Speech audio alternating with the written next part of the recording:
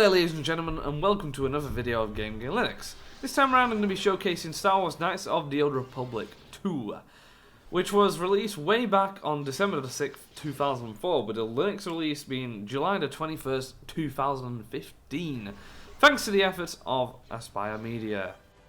KOTOR 2 is a single-player RPG game which you can buy off Steam or Game Agent, which is where I got directed from Aspire Media's website.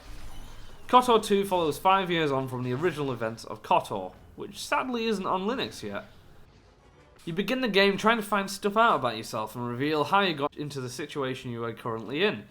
You begin the game using an assortment of weapons like pistols, longswords, vibroblades, bowcasters, and so on and so forth.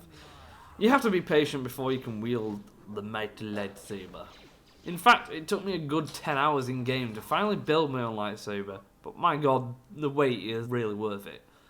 You can upgrade your weapons in the game as well, which makes your weapons stronger and faster.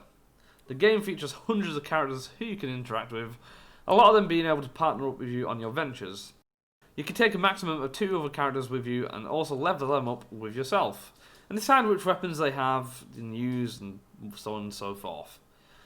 The conversations you have as well are multiple choice answers which have an effect on multiple things, from what a person thinks about you and whether you gain light or dark side points. On that topic, you do have the choice of becoming a Jedi Knight or a Sith Lord. Obviously, it's not a 1 second choice, it's something that progresses through the game depending on how you react to certain situations. If you become a Jedi Knight, you have more options in regard to affecting minds and protecting your team members, whereas if you're a Sith Lord, you can use more attacks which inflict damage, such as the infamous Force Lightning or Force Choke. This is my 3rd playthrough of the game myself, and the first 2 times I played I chose both different options. So the first time I played I used the good side, and the second time I used the bad side. Whereas this time around I'm actually doing good side again. The choice also affects how you look, as if you become a Sith Lord you have a more cracked and damaged looking face, and as a Jedi Knight you become more humble looking. I think the game has definitely beat the test of time.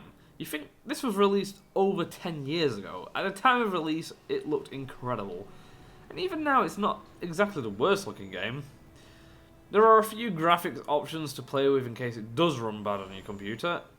The in-game sounds are incredible. I remember my first playthrough of the game where I first got my lightsaber, and there's a little button that you can press where you swing the lightsabers when you're not in battle, and I just couldn't stop myself pressing it over and over again, because I own my own freaking lightsaber. It was pretty awesome.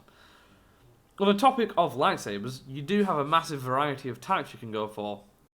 Did you like Darth Maul's double-sided lightsaber? Yeah, you can make one. Did you like it when Anakin used 2 lightsabers at the same time? Yeah, you can do that too. There's so much freedom in what you can do and what type you want it, what colour you want it, etc, etc. It's just so damn cool.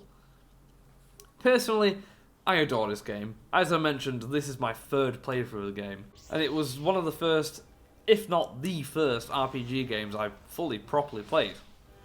I've been brought up with Star Wars, they were my favourite films growing up, and I always wanted to grow up to become a Jedi, and this was basically the chance I got to finally become one. I've had more chances since then, mind you. I couldn't recommend this game enough. It's a fantastic addition to your Linux gaming library, and I highly recommend buying it whenever you get a chance.